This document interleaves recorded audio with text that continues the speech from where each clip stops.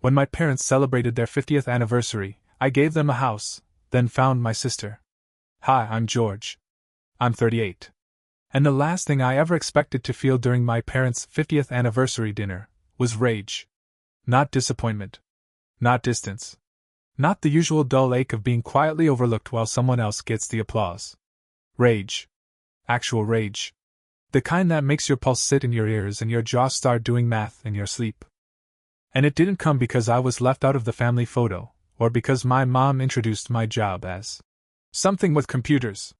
It came after I spent half a year planning, coordinating, and buying my parents a seaside house, paid for in full, titled in their names, and then walked into that house 2 weeks later to find my sister's husband shouting at my father to get out. I bought them a home with windows that caught the sun just right. White deck, 2 tall palms, and a kitchen that didn't creak like it was apologizing for existing. I stocked the fridge. I left them a note tucked in the cutlery drawer that said, "No chores. Just tea and peace." I gave them the kind of stability they'd never had, not after decades of factory jobs and second-hand furniture and bouncing checks when I was 9. I didn't tell anyone else. Not my sister, not even my friends. It wasn't for show. It was a quiet, final thank you. For everything. And when I pulled up that day with a cake and a bottle of sparkling cider, I felt stupidly proud. Then I stepped inside. My mom was crying into a kitchen towel. My dad was trembling in a dining chair. Boxes everywhere. Someone else's football game on the TV. And my brother-in-law, the human embodiment of a headache in flip-flops, standing in the hallway like a landlord. "This is our house now," he barked. "They're too old. They can't manage it. We're just helping." From the couch, my sister smirked. "Relax, George. We're just getting settled. Family home, right?" I didn't say a word. I set the cake down, slow. Something in me went very, very still. Because here's the part no one sees about being the responsible one. The one who always pays, always shows up, always smooths things over. You start thinking you don't have the right to be angry. That if you're not careful, the whole family myth will collapse under your voice. But not that day. Not after what I saw in my dad's eyes. I had given them something beautiful. And I was going to protect it. I didn't yell. I didn't raise my voice. People like Kyle expect noise. They know how to handle shouting. What they don't know how to handle is precision. "Everyone to the living room," I said. Not loud. Just surgical. My mom flinched. My dad didn't move. My sister rolled her eyes like I'd asked her to attend a mandatory HR seminar. But Kyle? Kyle followed. Because people like him always assume the room still belongs to them. I pulled a manila folder from my bag. I placed it on the coffee table next to the Airbnb printout Kyle had left in plain view. "You listed the house," I said. "You didn't ask. You didn't check. You listed it." Kyle scoffed. "It's not a big deal. Your parents need the income. The place is sitting empty half the year. You're not even around. And anyway, they're old. Stairs are a hazard." Julia chimed in, voice dripping sugar. "We're just trying to help. Don't be dramatic, Georgie. You gave it to them, remember? Well, we're making it work for them." "No," I said flatly. "You're making it work for you." I opened the folder and laid the documents out one by one. "Deed," I said, tapping the first. "Filed in a trust, with our parents as sole lifetime beneficiaries. That means they live here. No one else." Kyle leaned forward, trying to read with the confidence of someone who's only ever skimmed a lease. I moved to the next document. Trust instrument. I'm the trustee. That means I maintain the home for their comfort. And that also means if anyone threatens that comfort, I have a legal obligation to remove them. "Seriously?" Julia scoffed. "You're going to lawyer your own family? What happened to just talking things out?" I held up a screenshot. "The Airbnb listing you posted. Under your name, Kyle. Full house. No owner on site. Booked through August. HOA violation times 10. Kyle's face twitched. My mom started whispering something, eyes darting between us. Then I placed the final paper down. A printed-out group chat Julia had forgotten to delete from Dad's iPad. Her messages clear as daylight. "He always caves if Mom cries. We'll get him on board eventually. I mean, it's not like George will ever use the place." My dad stiffened. I saw his hand clench on the armrest. For a second, I thought he might cry. Then he just nodded once. Quiet. I looked at Julia. Pack your things, I said. Delete the listing. Refund your guests. Leave the key on the counter. And if we don't? Kyle said, standing up, full of beer and bravado. I tapped the side of my phone. Then the HOA, the city code enforcement, and a locksmith named Joe, currently parked 2 houses down, are going to help me escort you out. Julia's face twisted. Kyle puffed his chest like we were about to arm wrestle in a bar. But I didn't flinch. Because this wasn't just about a house. It was about a line. And I was finally drawing it. It all happened fast after that. Rage always looks slow in your head, but in real life, it burns quick. Kyle laughed. One of those snorting, disbelieving laughs guys like him use when they realize the room has turned and they're not the alpha anymore. You wouldn't, he said, stepping toward me. Behind him, my mom whispered, Kyle, please. But he wasn't hearing her. I didn't step back. I didn't raise my voice. I just said, touch my father again, and you'll be explaining it to a county deputy and a very unimpressed judge. He froze. I'm not kidding, I said. You don't get to point at the man who worked 3 jobs to keep us fed and tell him to get out of his own living room. Julia stood then, her voice cracking somewhere between anger and panic. We just wanted a place for the kids to be near their grandparents. You don't even have kids, George. You don't understand. You're right, I said. I don't have kids. But I have receipts. And respect. And apparently a legal backbone you both lack. She opened her mouth again, but I cut her off with a raised hand. You weaponized guilt. You used our parents' vulnerability like a crowbar. You moved in without permission. You listed the home for profit. You tried to spin it as help. And now you're going to cry because I'm not playing along? Kyle barked. So what? You think money makes you right?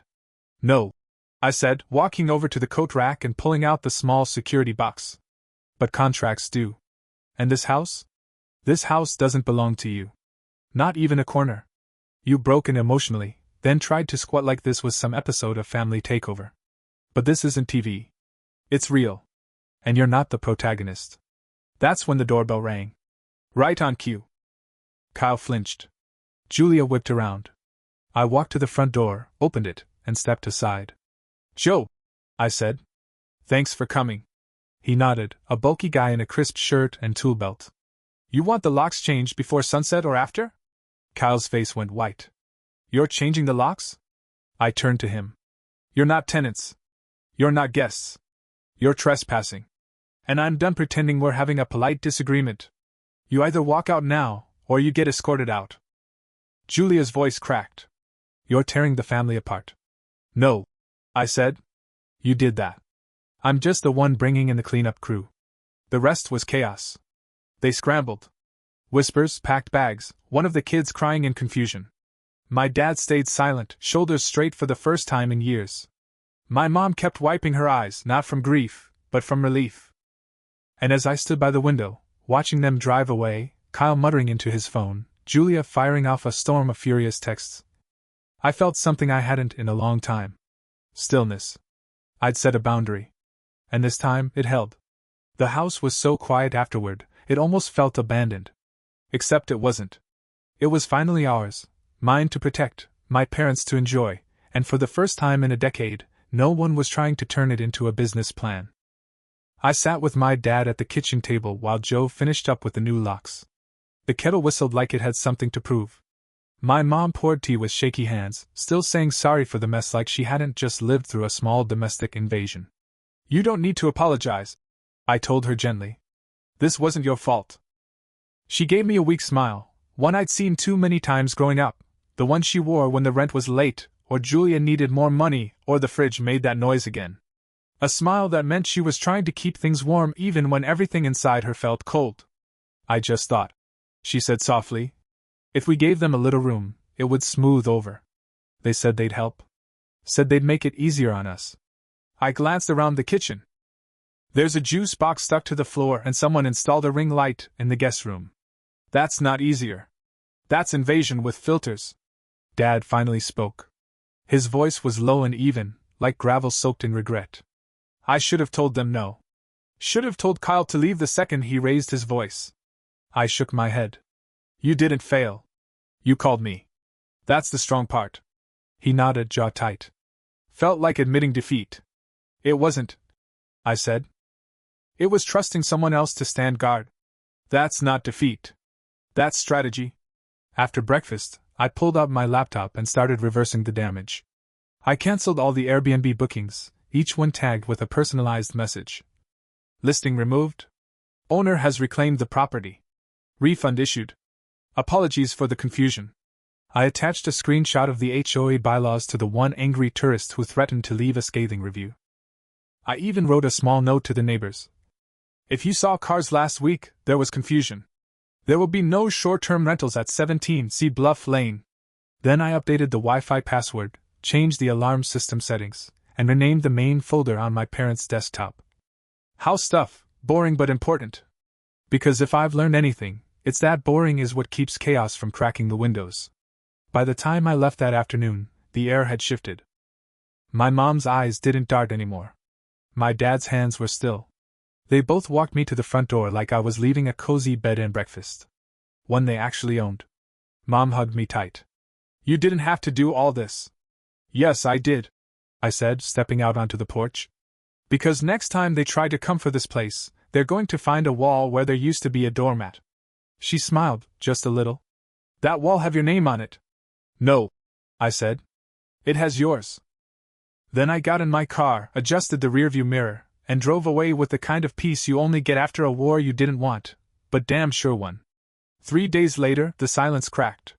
Not with an apology. Not even a call. With a Venmo request. From Julia. $4,800. Lost revenue due to George's tantrum. No explanation. No context. Just that, like it was the electric bill I forgot to split. My chest actually hurt from laughing. Not the haha kind, more like the are you kidding me wheeze of someone who just got slapped with a clown's shoe. I didn't reply. I screenshotted it. Filed it into a folder on my desktop called Proof of Nonsense. Then I muted her account. The next message came through the family group chat. A long, paragraph-length post from Julia titled, Clarification. It was filled with phrases like, just trying to support our aging parents. George doesn't even live here. Sad when family thinks money is more important than love. And then a photo of me walking up the house steps that day with the caption, some people gift a house. Others gift drama. Kyle chimed in with a meme. A Monopoly board with the caption, go directly to ego. Do not pass humility. Do not collect empathy. I didn't respond. Not to the messages, not to the DMs from cousins suddenly asking if everything was okay, not even to the weirdly cryptic voicemail from my aunt that ended with, you're just so corporate now. Instead, I did 2 things. First, I called my parents. Told them I was coming down again for the weekend. No drama, just groceries, deck chairs, and a box of old family photos I'd found in storage. Second, I scheduled an appointment with a real estate attorney. Not to contest anything. Not yet. Just to be prepared. Because Kyle and Julia might have left the house, but they hadn't left the story. And people like that never do. They linger in the corners, always planning a second act, usually called How to Make It About Us Again. When I pulled up to the house Friday night, porch light glowing soft against the coastal dark, my dad was waiting with a half-built puzzle on the coffee table. He looked up and said, I figured it out. The reason I froze when Kyle yelled, yeah? I said, kicking off my shoes. He nodded slowly. I thought I had to choose. Stand up for myself, or keep the peace. And then you showed me maybe doing one is doing the other. My throat tightened. I just nodded. Later, my mom handed me a bag of old receipts, post-its, scraps of papers with my name scribbled in the margins. These are all the times you helped, she said. I kept them. Not because I forgot. Because I didn't want to. I looked at her, eyes burning a little. I never wanted credit. I just wanted to be part of the story. You are, she said. Now. And that night, sitting on the deck with a thermos of tea and my parents breathing easy beside me, I realized something. Peace doesn't come from avoiding conflict. Peace comes from earning it. And then defending it like hell. The next escalation came with the subtlety of a marching band in a church. A certified letter arrived at my apartment in the city. From a law firm. The return address? Kyle's cousin, Some bottom-shelf attorney who once tried to trademark the phrase. Dad bod. The letter was thick. Official. Covered in words like emotional distress, misrepresentation of property rights, and my personal favorite, loss of future familial trust-based income. I blinked. Then laughed. Out loud. Alone in my kitchen.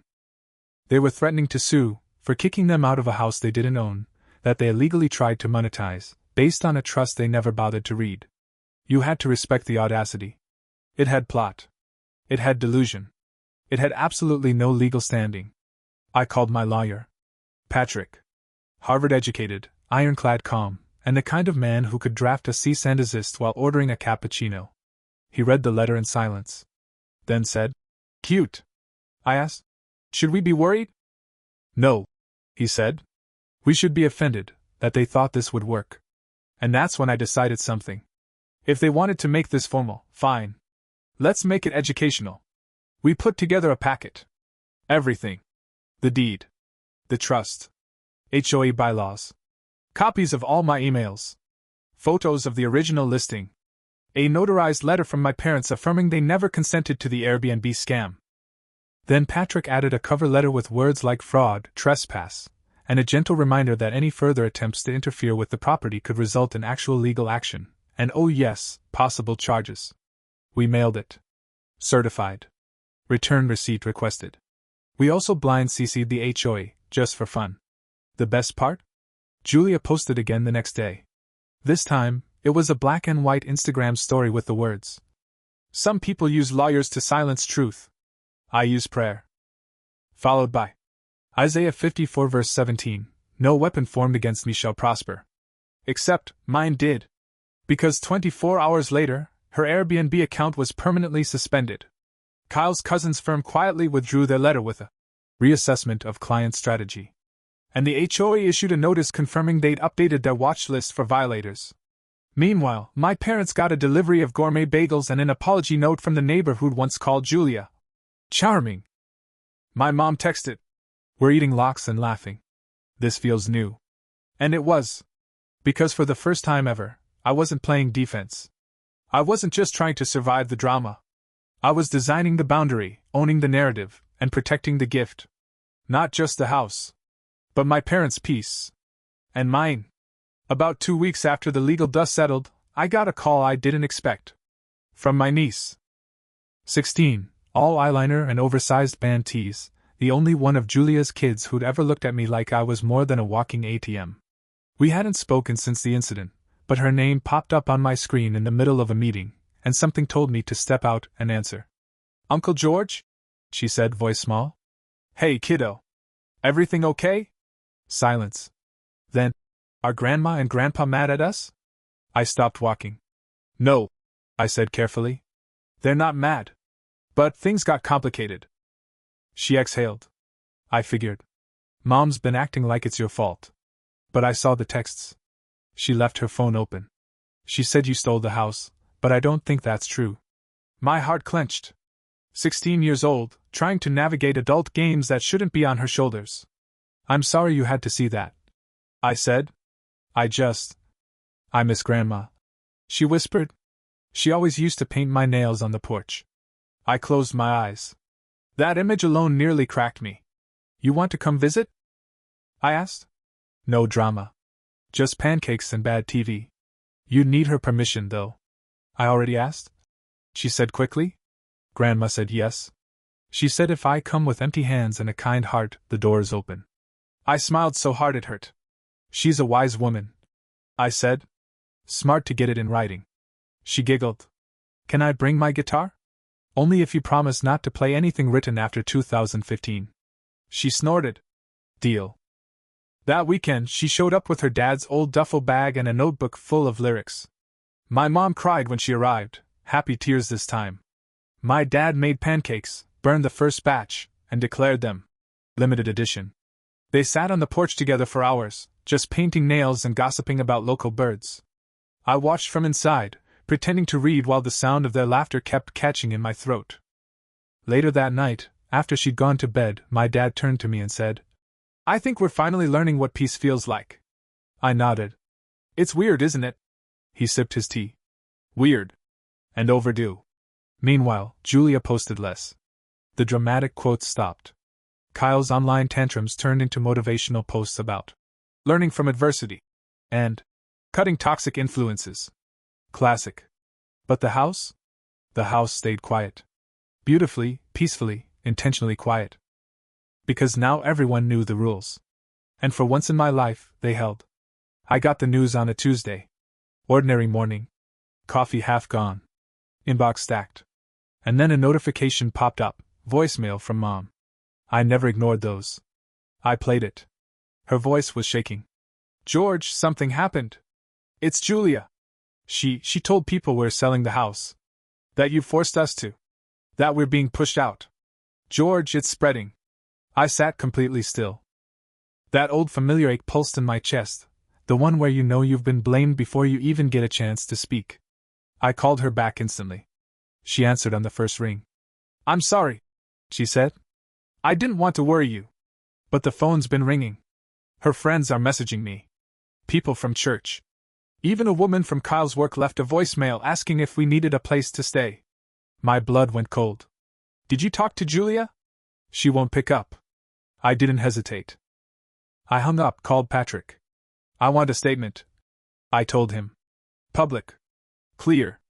Legal if it has to be. I'm done playing telephone. An hour later, we had it drafted. A calm, professional letter affirming that the property was held in trust, not for profit or resale, but as a protected family residence for Sam and Evelyn Jennings, my parents. It stated plainly that any rumors of displacement were false, and that no one, including extended family, had authority to speak on their behalf. I had my parents read it, line by line. My dad leaned back in his chair after the last sentence. Feels like armor, he said. We emailed it to the HOA, to the neighbors, to their church's admin list. And we printed copies, one taped to the inside of the front window, one tucked under the porch mat in a waterproof sleeve. I knew it wouldn't stop Julia. But it made her pivot. Her next move was bolder. Riskier. Desperate. She showed up. Unannounced. On a Sunday afternoon. In a sundress and fake smile, holding a pie she absolutely did not bake. I was there. Standing by the window. Watching as she rang the bell, then waved sweetly to the doorbell camera. My dad didn't move. She doesn't get to do this, he said flatly. Not again. I opened the door. She smiled. Hey, stranger. Not today, Julia. Her face dropped. I came to apologize. No, you came to spin it again. She blinked. You think I wanted any of this? You think I like being the villain? I think you like being the center, I said. And if you have to set the house on fire to do it, you'll bring the matches and a hashtag. That's dumb. I saw it. But she didn't flinch. Instead, she whispered, I'm scared. We're broke. Kyle's out of work. The kids, they don't understand why they can't come here anymore. I stepped out, closed the door behind me. You're not banned, I said. You're just not trusted. There's a difference. One you earned. She looked down. What do I do? You start over. Not here. Not with guilt. Not with fake apologies and twisted stories. Just clean. She nodded. For once, no fight in her. Just quiet. Just tired. And maybe that was the shift. Because that day, she walked away. No pie. No final jab. Just left. And for the first time, I didn't feel like I needed to follow. I walked back inside. My dad was still watching the door. She gone? I nodded. She mean it? I don't know, I said. But I'm not building my life on her promises anymore. He stood, slow but steady. Then let's go sit on the porch. So we did. Because that house wasn't a battle line anymore. It was home. Fall settled over the coast like a sigh. The mornings got colder, the ocean louder. My dad started wearing sweaters he used to mock. My mom kept a blanket on every chair like she was preparing for guests who never came. The house held its warmth. And so did we. Julia didn't reach out again. Not after the porch. Not after the rumors were stomped flat.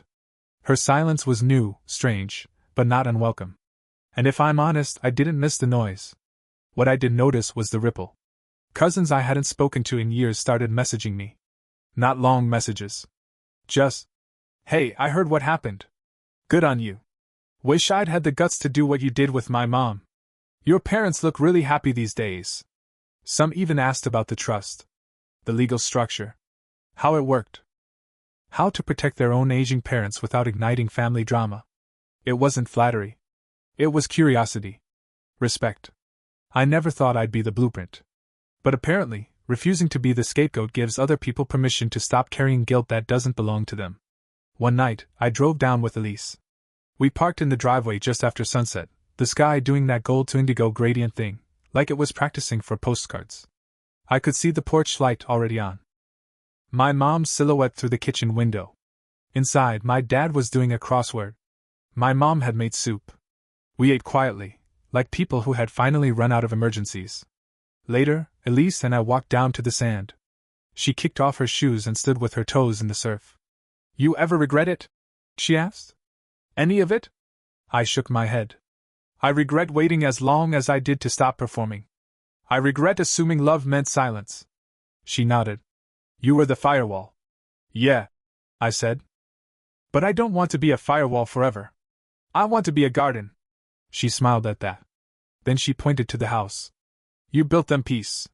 Now maybe you can build some for yourself. Back at the house, my parents were asleep. Lights off, porch camera blinking like a heartbeat. I stood in the hallway for a while, just listening. No tension. No TV on to drown the quiet. Just the sound of rest. Real rest. And I knew then, it was almost time to stop guarding the gift. Not because it didn't need protection, but because it was safe now. A few months passed. Quiet ones. No drama. No fire alarms. Just normal. I started visiting less, not because I was pulling away, but because I didn't have to come running. The house was holding. My parents were holding. The locks worked. The peace held. It was exactly what I wanted for them. And for the first time in years, I started thinking about what I wanted for me. I downsized my role in 2 of my businesses. Hired people smarter than me to run the day-to-day. I signed up for a woodworking class. Volunteered at a local mentorship program. Started building something that wasn't made of spreadsheets or emergency plans. One afternoon, I was back at the house fixing a loose railing on the back deck when my mom stepped out with 2 mugs of coffee. She handed me one, sat beside me, and said, You're different. How so? I asked. You're lighter, she said. Not smiling more. Just not bracing. I looked out at the water. I stopped carrying people who didn't want to walk. She nodded. I should have stopped sooner too. I just didn't know how. You did what you knew, I said. We all did. But now we know better. She looked at me. You still angry at your sister? I sipped the coffee. No. Not angry. Just done. That's fair, she said. I talked to her. A few weeks ago. I raised an eyebrow. She said she's in therapy. My mom continued. Said she's trying to understand why she always thought love meant taking. Why she couldn't stop performing even when no one asked her to. I didn't say anything. Not because I didn't care, because I didn't know if I believed it yet. She didn't ask for the house back, Mom said with a half smile. That's progress. I chuckled. High bar. We sat in silence a while. The breeze picked up. A gull screamed like it had lost a poker game. You think she'll ever come back? I asked. My mom didn't hesitate. Only if she's changed. And if she hasn't, she can stay gone. I looked at her then, really looked at her. This woman who used to flinch at conflict, who always spoke in lowercase letters, she was finally drawing lines of her own. And I realized my boundaries didn't break her, they taught her. Back inside, my dad was asleep in his chair, a book face down on his chest. The windows were open. The house smelled like lemon and salt. It felt earned. And just as I was getting ready to leave, I checked my phone. A new email. From Julia. The subject line? If you're still willing to listen, I'd like to tell the truth. I didn't open it. Not yet. But I didn't delete it either. Because forgiveness, like property, is about timing, trust, and who holds the key. I waited 3 days before opening Julia's email. Not out of spite. Not even hesitation. I just needed to know I could read her words without flinching. Without slipping back into the part of me that used to bend at the first sign of family pressure. When I finally opened it, the first line was short, You don't have to reply. I just need to say it. That got my attention. What followed wasn't poetic. It wasn't even particularly well written. There were spelling errors, weird commas, sentences that trailed off and picked back up like a dropped call. But it was the most honest thing I'd read from her in a decade. She talked about how she used to envy me. Not the money, but the calm. The ability to walk away. To choose. She said Kyle fed her resentment because it made him feel useful, and she let him because it was easier than facing the truth. I know I weaponized Mom's softness. I know I treated you like a vault instead of a brother. And I know now that I used my kids as shields when I couldn't own my own shame. There was no ask. No pivot into guilt. No. But we're family. Just the last line. If you ever decide to forgive me, I'll be at the bottom of that decision. Not the top. I sat with it. For a long time. Forwarded it to no one. Didn't tell my parents. Didn't even mention it to Elise. I just read it. Twice. Then closed my laptop.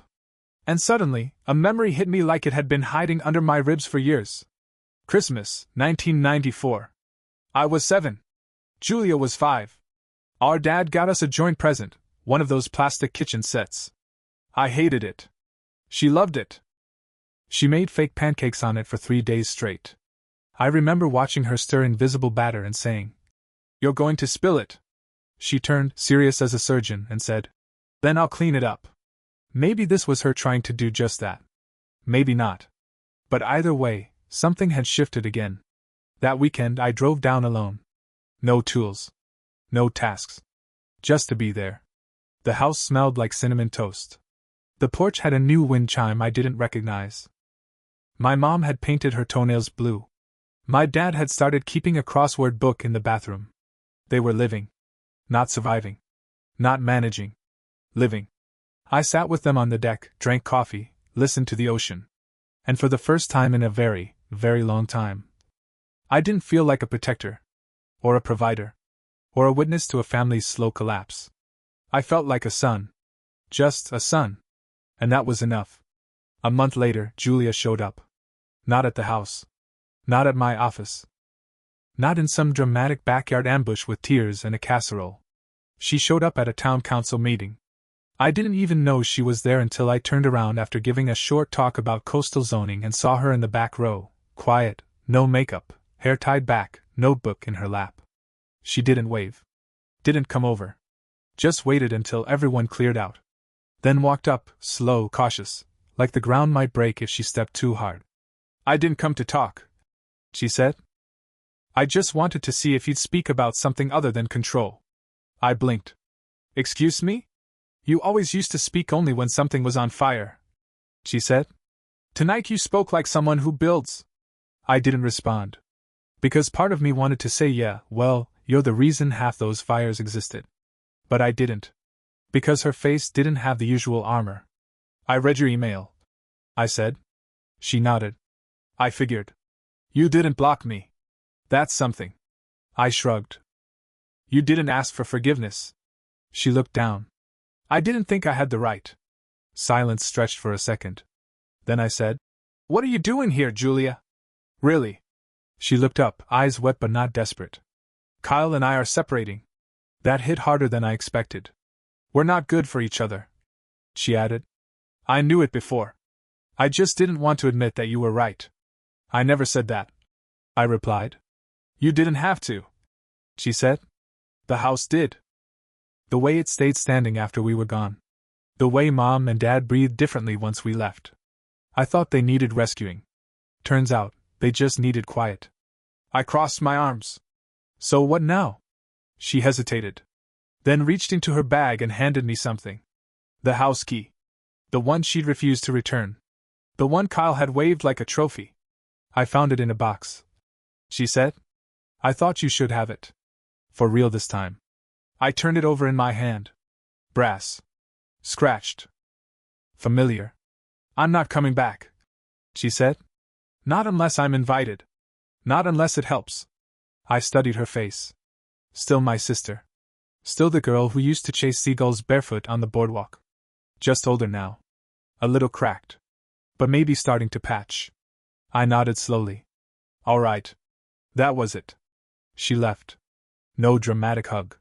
No strings. Just a return key and a door left open. Not literally. But maybe someday. That night, I drove down to the house again. Let myself in. Walked through the rooms. Placed the key on the mantel in a small ceramic bowl my mom uses for loose change and sea glass. Then I poured a glass of wine, stepped out onto the deck, and watched the stars come up over the water. Inside, my parents laughed at something on TV. And me? I exhaled. Not because it was over. But because I knew the next part didn't need to be a fight. It just needed to be mine. 6 months later, we hosted a family dinner at the house. No banners. No speeches. Just lasagna, open windows, and laughter that didn't sound forced. Julia came, with her daughter, not Kyle. She brought dessert and no drama. My dad carved bread like it was a sacred ritual. My mom danced barefoot to a song on the radio. And I just watched. This wasn't a victory lap. It was a home. One I built, guarded, and finally got to share. Not as a shield. Not as a savior. Just a son,